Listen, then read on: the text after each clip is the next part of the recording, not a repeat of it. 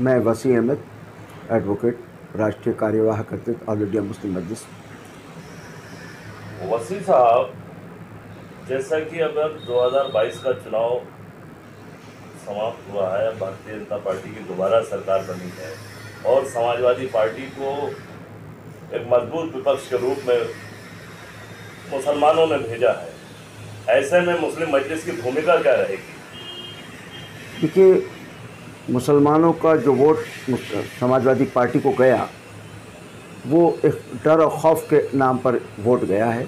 किसी नीति के आधार पर नहीं गया है, कोई मुद्दों के आधार पर नहीं गया है, बल्कि एक डरा के बीजेपी का हुआ दिखाकर मुसलमानों का वोट समाजवादी पार्टी ने बिना शर्त हासिल कर लिया, जिससे मुसलमानों को एक तरीके से राजनीतिक रूप से ठगा गया। अब जैसे कि बीजेपी की सरकार बन गई है, मजबूत विपक्ष की भूमिका समाजवादी पार्टी निभा रही है। अभी बरेली में वक्फ मंत्री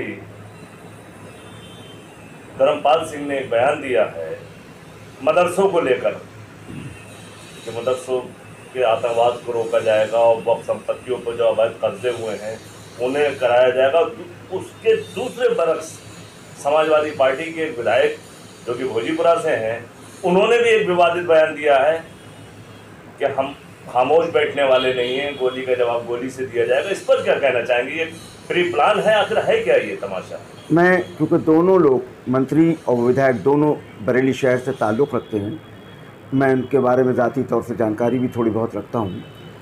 जहाँ तक विधायक का बयान है वो किस परिप्रेक्ष्य में दिया गया है ये भी देखना होगा, और जहाँ तक मंत्री जी का ताल्लुक़ है उन्हें मदरसों के बारे में कोई तफसीली जानकारी नहीं है, क्योंकि उनका कभी इन चीज़ों से वास्ता नहीं रहा है और उनको जो फीडबैक दिया गया वो उसके आधार पर बोल रहे हैं। उनका अपना इस सिलसिले में कोई मुताला अभी तक नहीं है, ऐसा मेरा मानना है। तो इसका मतलब कि जो विभाग उन्हें अल्पसंख्यक का, हज का, कल्याण मंत्रालय का भारतीय जनता पार्टी ने दिया है वो विभाग गलत दे दिया भारतीय जनता पार्टी ने। देखिए, ये उस पार्टी का अपना फैसला है। पार्टी के पास क्योंकि वक्फ के जानकार या मदरसों के जानकार, इस अल्पसंख्यकों के जानकार उनके यहाँ अभाव है इस चीज़ का, तो उन्हें किसी न किसी को तो जिम्मेदारी देना थी। और जहाँ तक धर्मपाल जी का ताल्लुक़ है, वो कभी विवादित बयान पहले कभी अपने विधायकी के दौर में कभी नहीं देते थे। उन्होंने किस परिप्रेक्ष्य में दिया, क्योंकि उनको जैसा फीडबैक दिया गया हुआ वो उसके आधार पर बोले। भोजीपुरा विधायक शहजील इस्लाम के जो बोल बिगड़े हैं, इस पर क्या कहना चाहेंगे? मैंने क्योंकि उनका वीडियो देखा नहीं है तो उनके बारे में, क्योंकि वो भी कभी विवादित बयानों से दूर रहे हैं, कि क्यों दिया है ये बगैर जानकारी हासिल किए उसके बारे में बताना मुश्किल होगा मेरे लिए। अब चूँकि पूरे उत्तर प्रदेश में एक भी किसी मुस्लिम तंजीम का कोई विधायक जीतकर नहीं पहुंचा है और पूरी तरीके से मुस्लिम सियासत को नज़रअंदाज कर दिया है मुसलमानों ने, मुस्लिम तंजीमों से उनका भरोसा उठ गया है, इसकी क्या वजह है? ऐसा मेरा मानना है कि तंजीमों का भरोसा नहीं हुआ, बल्कि हम उनके बीच भरोसा कायम नहीं कर पाए।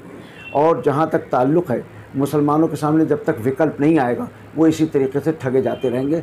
हमें उनका विकल्प तलाश करना होगा और उनको एतमाद में लेना होगा, उनको बताना होगा तुम्हें अपनी क़यादत से क्या क्या मिल सकता है। अभी तक ये बताने में हम नाकाम रहे। मुस्लिम तंजीमों का एक रवैया रहा है कि बाबरी मस्जिद के हादसे के बाद लगातार वो बरसियाँ मनाते रहते हैं, बाकी मुसलमानों के बीच कभी उन्हें नहीं देखा जाता। इसकी क्या वजह है? देखिए, कोई सो कॉल्ड सेकुलर पार्टियां जो हैं वो कभी नहीं चाहेंगी कि कोई मुस्लिम तंजीम डेवलप हो। वो उसको कुचलने का काम ये पहले कांग्रेस किया करती थी, वही काम आज समाजवादी पार्टी कर रही है। हम अपनी बात, अपने मुद्दे आवाम तक पहुंचाने में संसाधनों की कमी की वजह से नहीं पहुंचा पा रहे हैं, आवाम को एतमाद में नहीं ले पा रहे हैं। इसके लिए हम आवाम को दोष नहीं देते, अपने कार्यशैली को दोष देते हैं कि अभी हम अपनी बात लेकर उनके बीच में सही तरीके से पेश नहीं हो सके, इसीलिए वो हमारे ऊपर एतमाद नहीं कर पाएँ। लेकिन काविशें जारी हैं और ये काम होता रहेगा। मुस्लिम जमातों को मुसलमान रिजेक्ट क्यों करता है? मुस्लिम जमातों ने अपना कोई प्रदर्शन अभी तक किया ही नहीं है ऐसा जिसको रिजेक्ट और सेलेक्ट की बात की जाए। जो क्योंकि बड़ी पार्टियों के बीच में उनकी आवाज़ दब जाती है, मीडिया का दौर है और मीडिया में वो चंद लोग प्रभावी रहते हैं और वही उसका फ़ायदा उठाते रहे। जैसे कि पीस पार्टी ज़बरदस्त तरीके से उभर कर आई थी और उससे असदुद्दीन ओवैसी ने अलायंस भी किया था और कई पार्टियों से किया था, लेकिन असदुद्दीन ओवैसी कहीं अपनी बात में मजलिस का नाम नहीं लेते हैं। इसकी क्या वजह है? वो एहतियात करते हैं क्योंकि उनका जन्म मुस्लिम मस्जिद के प्लेटफॉर्म से हुआ था और वो मुस्लिम मस्जिद को अवॉइड करने की कोशिश करते हैं, इग्नोर करने की कोशिश करते हैं ताकि मुस्लिम मस्जिद रिकॉग्नाइज ना हो जाए, क्योंकि इस वक्त वो नेशनल मीडिया में प्रचार प्रसार का हिस्सा बने हुए हैं। एक आखिरी सवाल है कि मुस्लिम मजलिस का असल नाम क्या है जो डॉक्टर फरीदी ने मुस्लिम मजलिस बनाई थी? डॉक्टर फरीदी ने मुस्लिम मस्जिद बनाई थी, उसका नाम ही ऑल इंडिया मुस्लिम मस्जिद था। लेकिन चुनाव आयोग में तो मुस्लिम मजलिस उत्तर प्रदेश रजिस्टर्ड है। वो किसी गलती की बिना पर उसमें लफ्ज़ उत्तर प्रदेश हो गया था, जिसके तरमीम के लिए कार्रवाई चुनाव आयोग में लंबित है। आज नई पीढ़ी में मजलिस मुस्लिम को क्यों नहीं पहचाना जाता? ऐसी क्या वजह जो लोग मालूम ही नहीं इनका नाम क्या है? देखिए, मुस्लिम मजलिस का एक लंबा इतिहास 52 साल का है और मुस्लिम मजलिस सन 93 के बाद गुटबाजी का शिकार हुई। आपस की लड़ाई में वो इस नौयत तक पहुंची कि उसमें ताले पड़े।